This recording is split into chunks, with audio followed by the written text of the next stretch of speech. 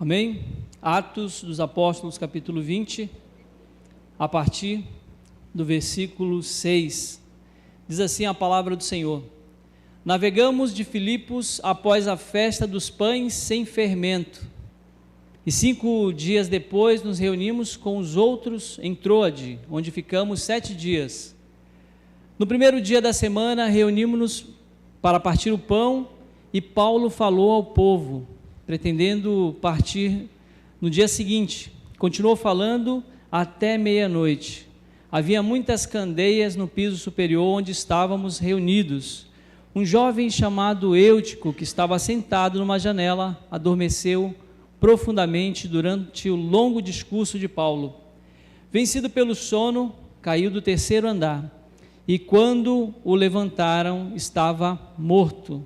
Paulo desceu, inclinando-se sobre o rapaz, e o abraçou, dizendo: Não fiquem alarmados, ele está vivo. Então subiu novamente, partiu o pão e comeu. Depois continuou a falar até o amanhecer e foi embora. Levaram vivo o jovem, o que muito os consolou. Amém? Podem sentar, queridos. Esse trecho da palavra do Senhor, ele traz uma passagem da 3ª viagem missionária de Paulo. Paulo estava na cidade de Troade, e diz a palavra de Deus que ele ficou lá por 7 dias, e no último dia o apóstolo Paulo, ele começou a ensinar e trazer uma mensagem, e ele, talvez percebendo que já estava indo embora, e que deveria deixar algo a mais para aquele grupo de irmãos, onde ele havia fundado uma igreja, ele começa então a falar e vai até meia-noite, diz a palavra de Deus. Eu fico imaginando se nós fizéssemos um culto aqui, ele fosse até meia-noite. É provável que eu ficasse com poucas pessoas aqui, né? Todos têm compromissos, mas o apóstolo Paulo fez isso com um propósito. Ele estava ali e logo ele iria partir no dia seguinte. E diz a palavra de Deus então que eles estavam num lugar ali, num piso superior, e que um jovem chamado Eutico se sentou no parapeito de uma janela. Ele sentou ali e ele adormeceu. Ele passou tanto tempo ouvindo Paulo ali que ele cansou e ele adormeceu, e depois ele caiu da altura lá de 3 andares e morreu. Imagine, o apóstolo Paulo estava pregando a palavra de Deus, estava ensinando, estava doutrinando aquela igreja ali em Troade, estava ensinando os irmãos aquilo que eles deveriam saber acerca de Jesus Cristo, e nesse momento acontece uma tragédia, acontece algo terrível, e toda a atenção que estava voltada à palavra de Deus ali se volta para aquele jovem, até porque era algo terrível que havia acontecido. Mas diz a palavra do Senhor que o apóstolo Paulo, ele movido pelo Espírito Santo, foi até aquele jovem ali, diz que ele se inclinou sobre o rapaz e o abraçou, e naquele momento a vida dele voltou. O Senhor o ressuscitou. O Senhor ressuscitou aquele jovem. E então eles voltaram, partiram o pão, e como se nada tivesse acontecido, o apóstolo Paulo continuou a falar até o amanhecer. Ele continuou pregando a palavra, continuou falando do amor de Deus, e certamente aquela situação trouxe algumas lições. Uma delas, eu imagino que o Eutico não ficou mais na janela. Eu imagino que ninguém também ficou próximo ali. E nos traz alguns pontos para que a gente possa refletir. Dentre eles, primeiro, o jovem que estava sentado à janela certamente estava com a sua atenção dividida. Porque ao mesmo tempo em que ele ouvia o apóstolo Paulo pregar, ele também via as distrações que estavam do lado de fora. Quando nós ficamos próximo a uma janela e quando nós paramos em uma janela, nós observamos as coisas que estão fora. Isso é natural. E o segundo ponto nos diz que ao sentar-se à janela, aquele jovem se colocou em perigo, se colocou em risco, porque ele se colocou num ato inseguro, numa condição em que ele corria um risco. E há uma máxima que diz que os acidentes não acontecem por acaso, eles são causados. E aquele jovem se colocou numa condição de risco. E um terceiro ponto, nos mostra que quando Deus ressuscita aquele jovem, Deus traz de volta a atenção para ele. Porque até então a atenção era para o discurso de Paulo, daquilo que ele estava falando, das coisas de Jesus Cristo, das coisas de Deus, mas agora com essa tragédia, tudo se volta para aquela tragédia, para aquela situação e para a morte daquele jovem. E Deus traz de volta a atenção para ele. E exatamente o que Deus tem para as nossas vidas nessa noite. Deus quer chamar a nossa atenção. Deus quer falar conosco. O Senhor quer que nós possamos olhar para Ele. O Senhor quer que nós possamos estar com o nosso coração olhando diretamente para o autor e consumador da nossa fé. O primeiro ponto que a gente precisa observar é que nós devemos estar atento às distrações, atento àquilo que está à nossa volta. Quando nós estamos próximo a um lugar que oferece distrações como a janela, certamente a nossa atenção ela vai estar dividida. Ela não vai estar fixo naquilo que nós devemos fazer, mas ela está dividida. E há uma distração naquele momento. O Eutico, quando ele se senta na janela, ele está mostrando que ele queria estar diante do grupo, ele queria estar ali com as pessoas, com os irmãos, mas ao mesmo tempo o seu olhar estava distraído. Ele estava olhando também para as coisas que estavam fora. Eu não sei o que chamava a atenção dele, ou talvez o lugar teria muita gente, mas ele escolheu um lugar muito complicado e difícil de se dar atenção. Ele ficou próximo à janela, ele ficou ali sentado na janela, e ele estava ali distraído porque havia outras coisas que estavam fora. Isso acontece conosco. Às vezes nós chegamos na igreja, nós chegamos na casa do Senhor, mas o nosso pensamento está em outro lugar. A nossa mente e o nosso coração não estão inteiramente ligados em Deus, não estamos olhando diretamente ao Senhor, estamos às vezes com uma atenção dividida, e às vezes acontece de estarmos aqui só fisicamente, mas o nosso coração está longe de Deus, e não somente na igreja, por vezes nas situações em que nós estamos diante da presença de Deus, mesmo em nossa casa, momento em que nós tiramos para orar, ou para ler a palavra de Deus, nós perdemos a atenção facilmente. Existe uma coisa que eu insisto e que eu aconselho à igreja, que tenha uma Bíblia física, que traga uma Bíblia física para a igreja, que leia a Bíblia, que faça a sua meditação numa Bíblia impressa, porque ela evita distrações. Eu leio a Bíblia no celular, eu tenho a Bíblia no celular, mas certamente a Bíblia não vai trazer notificações para tirar minha atenção.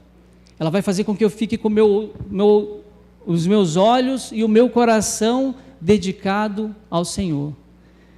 E aqui nós temos algumas situações que nos chamam a atenção, que é exatamente os nossos olhos.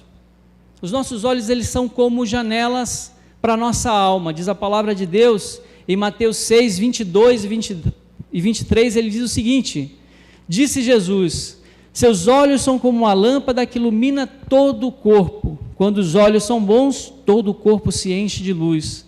Mas quando os olhos são maus, o corpo se enche de escuridão.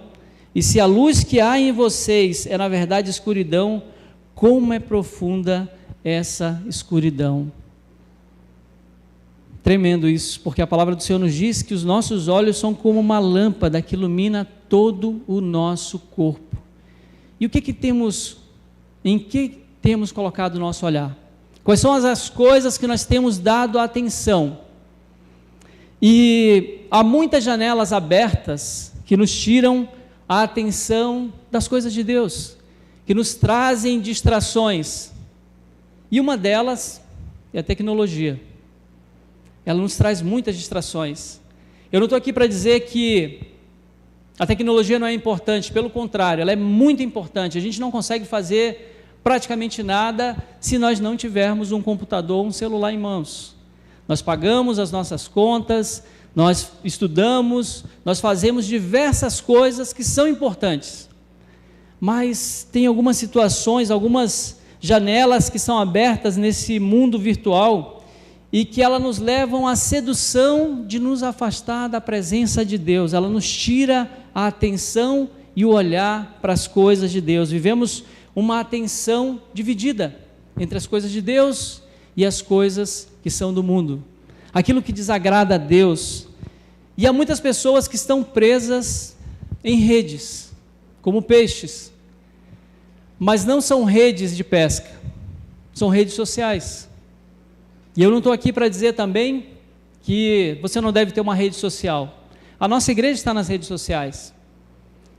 As redes sociais podem ser uma benção, mas quanto tempo nós temos perdido, temos passado diante das redes sociais, diante das tecnologias, e quanto tempo diante da presença de Deus?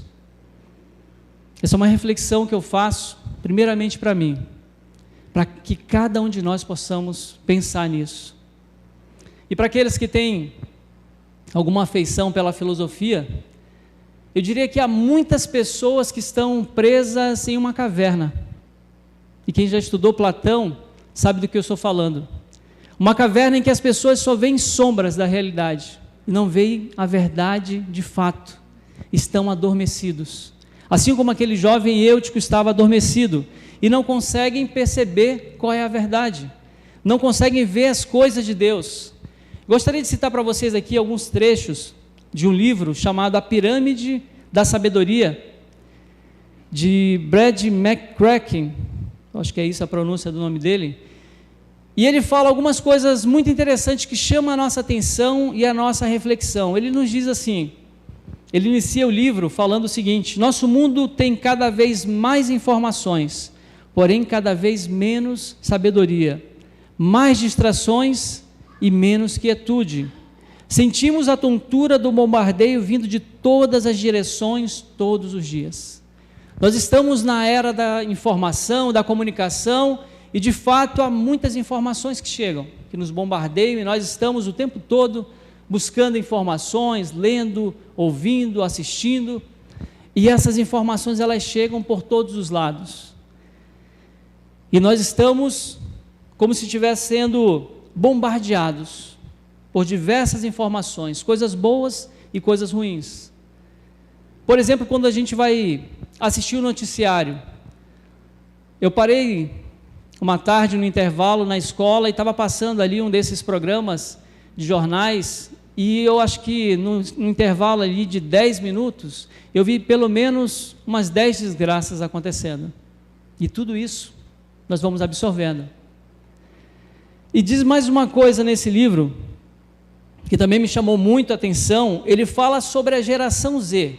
Quem é que tem até 23 anos aqui? Até 23 anos. Então é a geração de vocês. Pessoas que nasceram ali depois dos anos 2000. E esse livro ele fala sobre uma geração que nasceu na era da tecnologia.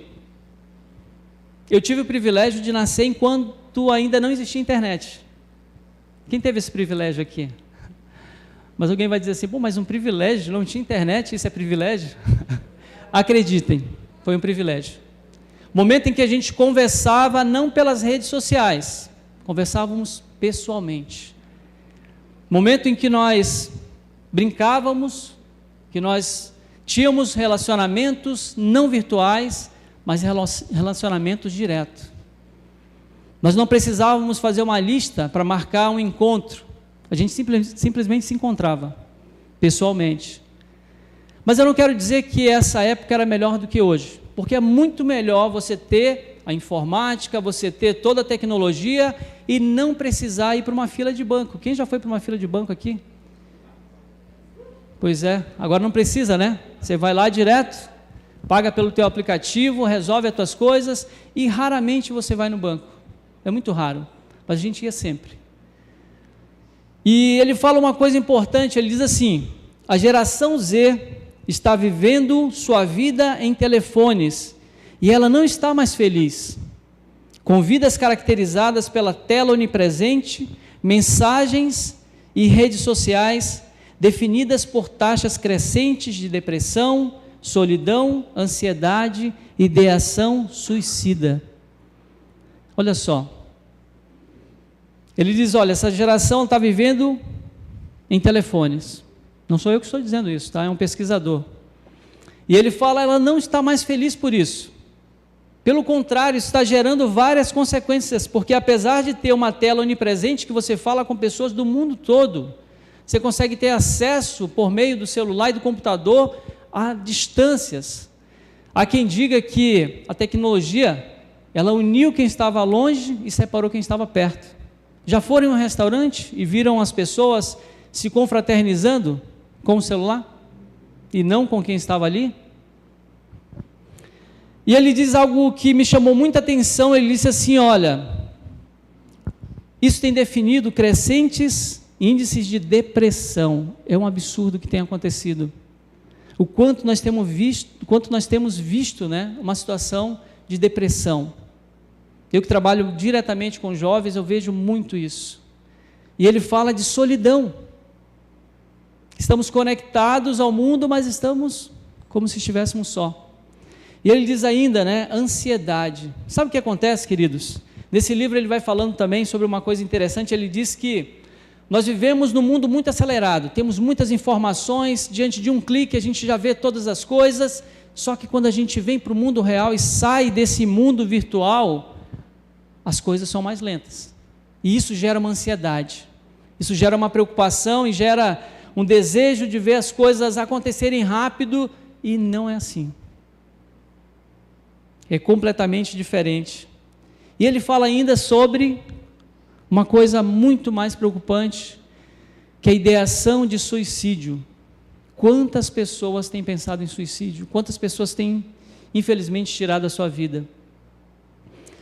E algo que nós temos também a refletir, e que eu parei para pensar na minha própria atitude, quando eu estava lendo esse livro e meditando sobre as coisas de Deus, ele fala algo muito importante sobre a nossa relação com o celular.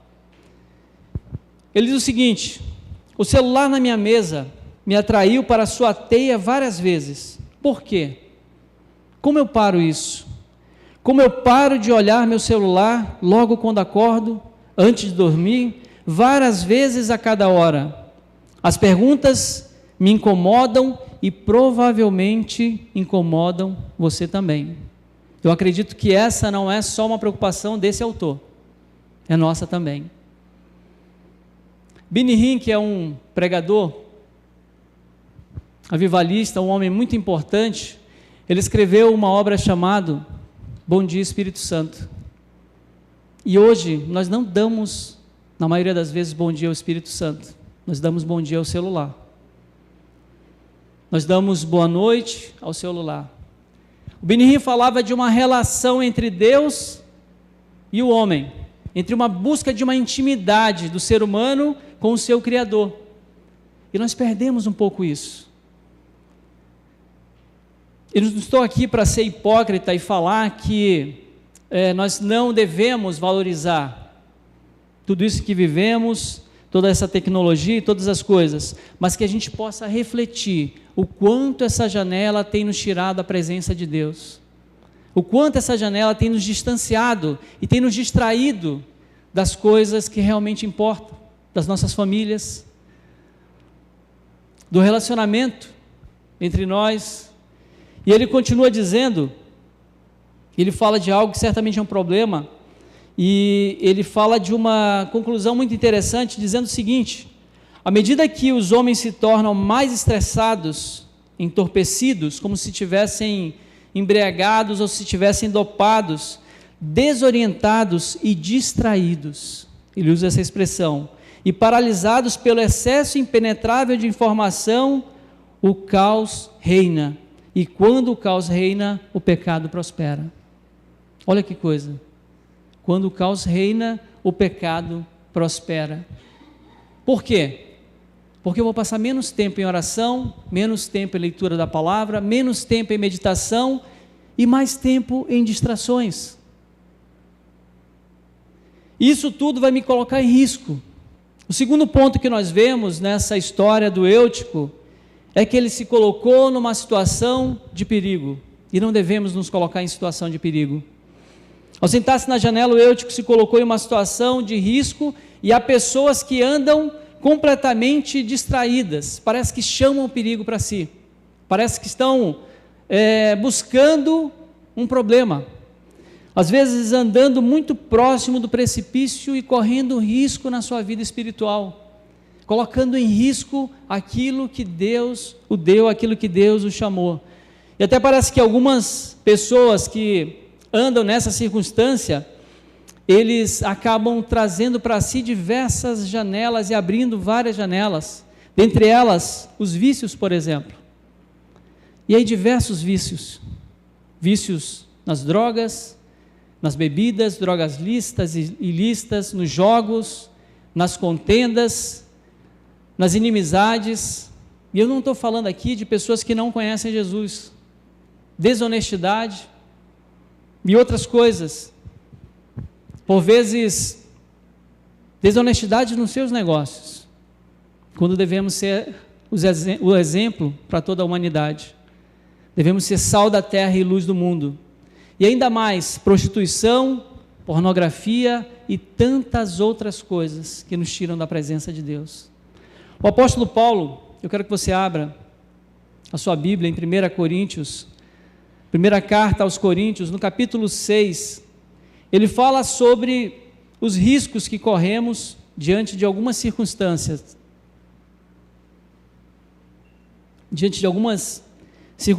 que podemos nos colocar em risco. E ele fala para a gente alguns conselhos e algumas advertências. Ele nos diz no capítulo 6 de 1 Coríntios, no versículo 9, ele diz assim: vocês não sabem que os injustos não herdarão o reino de Deus? Não se enganem, aqueles que se envolvem em imoralidade sexual, adoram ídolos, cometem adultério e se entregam às práticas homossexuais, são ladrões, avarentos, bêbados, insultam as pessoas ou exploram os outros, não herdarão o reino de Deus. E alguns de vocês eram assim, mas foram purificados e santificados. Amém?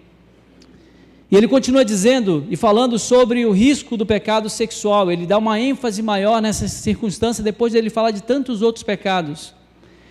Ele vai dizer, no versículo 12: tudo me é permitido, mas nem tudo me convém. Tudo me é permitido, mas não devo me tornar escravo de nada. E os alimentos foram feitos para o estômago e o estômago para os alimentos. É verdade, mas um dia Deus acabará com os dois. Vocês, contudo, não podem dizer que o nosso corpo foi feito para a imoralidade sexual. Ele foi feito para o Senhor, e o relacionamento que o Senhor tem conosco inclui o nosso corpo. Amém? O Senhor, Ele busca adoradores que o adorem em espírito e em verdade. Mas para a gente adorar o Senhor em espírito e em verdade, nós precisamos nos entregar ao Senhor, em corpo, alma e espírito. Porque também o Senhor nos diz que nós devemos oferecer os nossos corpos como sacrifício vivo, santo e agradável ao Senhor, que é o nosso culto racional. Nós adoramos o Senhor também com o nosso corpo. Nós adoramos o Senhor também com aquilo que expressamos diante do nosso comportamento. E Ele nos diz para a gente fugir daquilo que nos coloca em perigo. Ele diz assim no versículo 18: fujam da imoralidade sexual. Todos os outros pecados que alguém comete fora do corpo os comete, mas quem peca sexualmente peca contra o seu próprio corpo. Acaso não sabem que o corpo de vocês é santuário do Espírito Santo, que habita em vocês, que lhe foi dado por Deus, e que vocês não são de si mesmo? Vocês foram comprados por alto preço. Portanto, glorifiquem a Deus com o corpo de vocês. Amém? Queridos, nós precisamos fechar as janelas que o diabo abriu para tirar a nossa atenção. E precisamos fechar aquelas janelas que também nós abrimos, que o diabo nem precisou ter tanto esforço. Nós mesmos abrimos algumas janelas que nos tiram a atenção e a presença de Deus. Precisamos fugir desse risco, porque há situações e há circunstâncias em que nós colocamos a nossa vida em risco porque não estamos focados em Deus. Eu gosto muito de falar de Davi, e se vocês procurarem das minhas pregações, pelo menos, talvez a cada 2 ou 3 eu falo de Davi.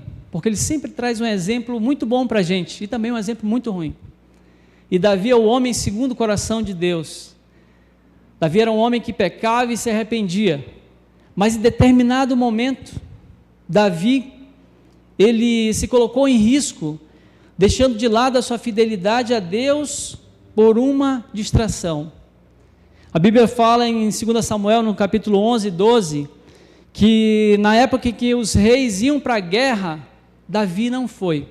Ele ficou em casa e ele, depois de uma tarde de sono, ele levantou da sua cama e foi dar uma volta no terraço e olhou e viu uma mulher muito bonita tomando banho, Batseba. E ele chamou aquela mulher, perguntou de quem era a esposa de Urias, ele teve relações com ela, ela engravidou. E depois ele tentou esconder o seu pecado, chama Urias para se deitar com a sua esposa, ele não faz isso, e ele coloca Urias no fronte de batalha, onde a batalha era mais intensa, para que ele fosse morto. E Davi, por um momento de distração, o homem segundo o coração de Deus, ele perde a sua fidelidade a Deus, ele perde o seu relacionamento com Deus. E a gente, às vezes, fica olhando, como é que Davi fez isso? Precisamos olhar para nós, como é que nós trocamos a nossa fidelidade a Deus por uma distração? Por que nós fazemos, por que nós damos valor a coisas que de fato não têm valor e trocamos a nossa intimidade com Deus? Davi reconheceu, entendeu, pediu perdão e Deus o perdoou, mas a gente precisa entender que nós devemos ficar o mais distante possível dessa janela de distração. Eu também falo de um jovem, que eu gosto muito, que é José. José, ele fez algo diferente de Davi. José, ele tinha todos os motivos para se revoltar, olhando humanamente. Ele foi vendido pelos seus irmãos, ele vai depois ser vendido a Potifar, um oficial de Faraó, e ele chega lá e começa a trabalhar, e a casa de Faraó começa a prosperar. Só que quando o crente está na bênção, aí aparece uma provação, né? E a mulher ali de Potifar começou a dar em cima de José, que era um jovem de boa aparência, e ele evitava ficar próximo dela, ele ficava distante dela, até que um dia ele chegou ali para fazer os seus afazeres, e não tinha ninguém, só estava ele e aquela mulher, e diz que ela o agarrou e tentou ali, né, para que ele tivesse relações com ela, e ele fugiu, ele foi embora. Ele fugiu, sabe por quê? Porque ele não confiava em si mesmo, ele confiava no Senhor. Queridos, diante do perigo, diante do pecado, não adianta a gente confiar no nosso corpo, não adianta nós confiarmos na nossa própria força, porque nós vamos cair, porque a nossa natureza, ela é tendenciosa ao pecado, e José sabia disso, e ele fugiu. E depois ele foi acusado falsamente, foi preso, e nós conhecemos a história de José. Mas fica aqui uma lição muito importante para a gente fugir daquilo que de fato pode nos trazer um risco. Nós precisamos entender o que a palavra de Deus nos diz em 2 Timóteo, no capítulo 2, 22 a 24, quando o apóstolo Paulo ensinava o jovem Timóteo, que era líder de uma igreja, dizendo o seguinte: fuja de tudo que estimule as paixões da juventude. Falava para um jovem, mas que também serve para a gente. E ele disse: em vez disso, busque a justiça, fidelidade, amor e paz, na companhia daqueles que invocam o Senhor com um coração puro. Ou seja, ele disse: olha, fuja das paixões e busque aquilo que de fato é importante, aquilo que de fato vai edificar a tua alma. Busque a justiça, a fidelidade. Ele disse ainda, na companhia daqueles que invocam o Senhor. Não significa que a gente não deve ter amigos e pessoas que não invocam o Senhor, que não amam o Senhor ainda, até porque nós precisamos falar do amor de Deus para eles, mas nós não devemos nos envolver com as coisas que eles fazem, porque bem-aventurado é o homem e a mulher que não anda segundo os conselhos dos ímpios, e nem se detém no caminho dos pecadores, e nem na roda dos escarnecedores se assenta, mas antes tem o seu prazer na lei do Senhor, e na sua lei medita de dia e de noite. Amém? E ele disse ainda: não se envolva em discussões tolas e ignorantes que só servem para gerar brigas. E quer ver uma coisa para gerar briga? É rede social.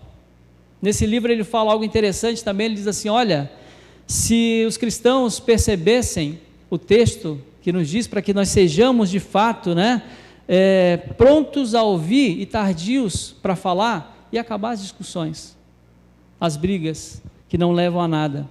E ele diz que o servo do Senhor não deve viver brigando.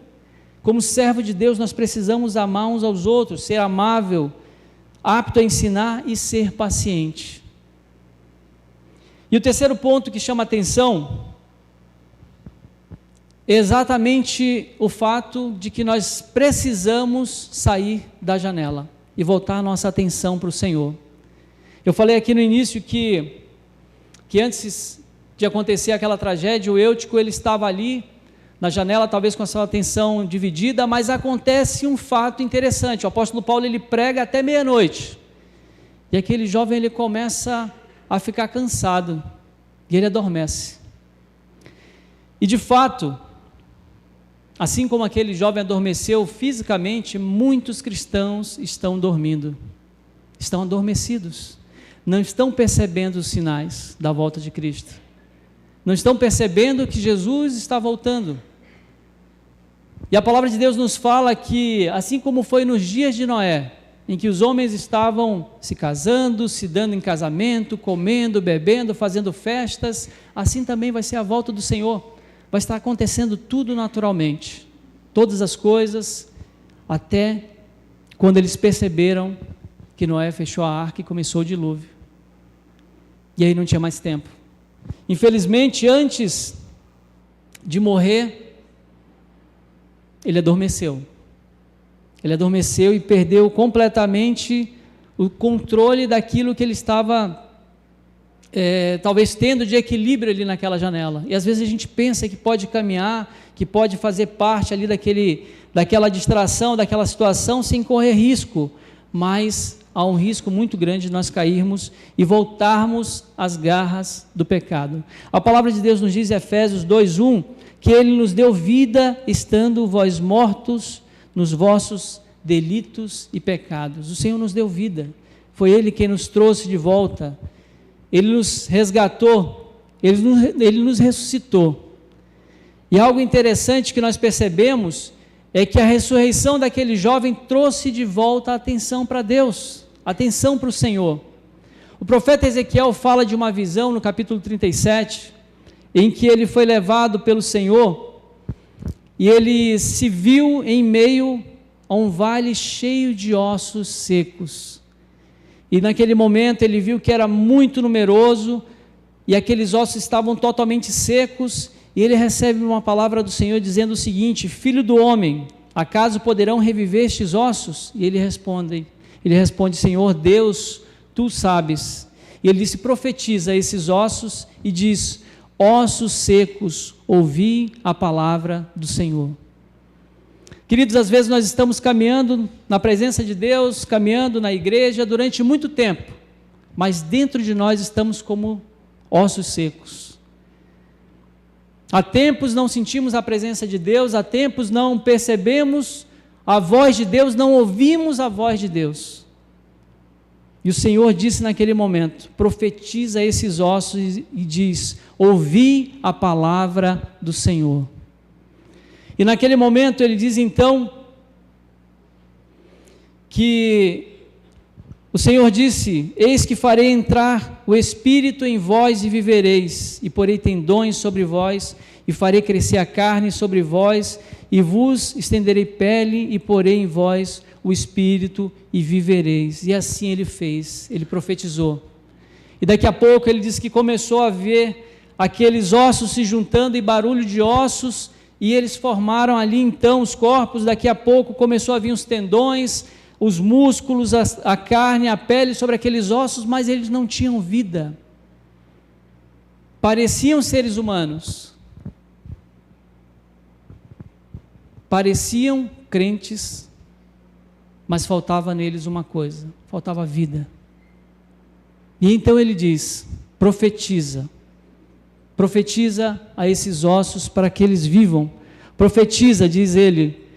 Ele diz o seguinte: e profetizei, e ele, como ele ordenara, e o Espírito entrou neles, e viveram e se puseram em pé, um exército sobre modo numeroso. E o Senhor quer levantar um exército numeroso entre nós, queridos. Um exército que avance e que resgate pessoas do inferno.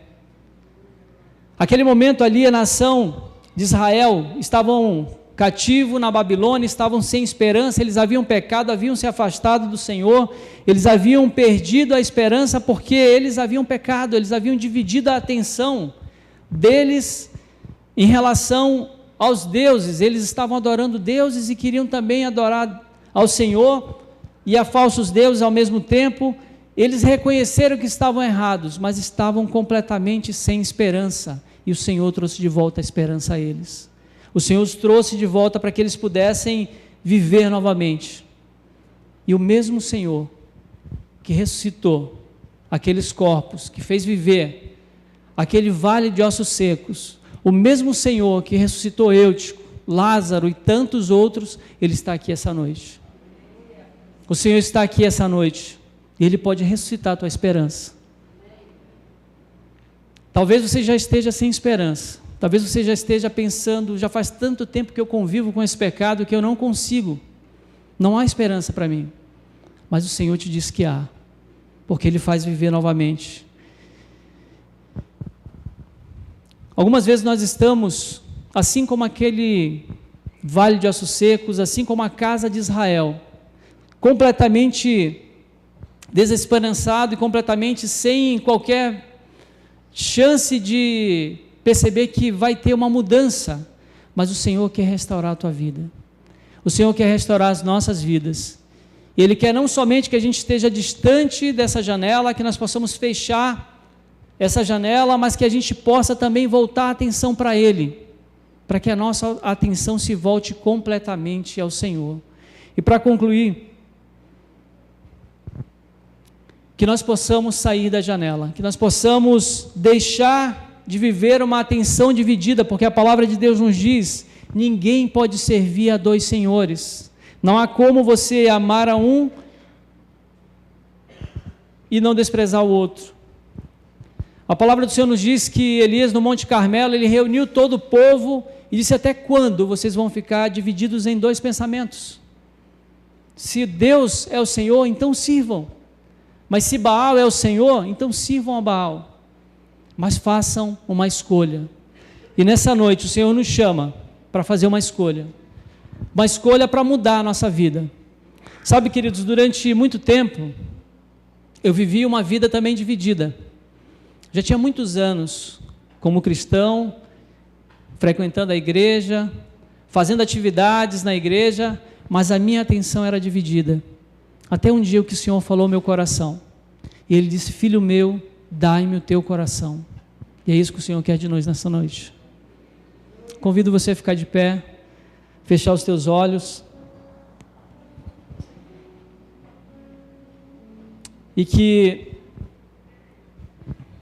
se você tem vivido uma atenção dividida, se você tem aberto janelas de distrações na tua vida, e tem talvez servido a Deus, mas também servido a tua própria vontade, o Senhor te chama, e o Senhor te diz: filho meu, dai-me o teu coração.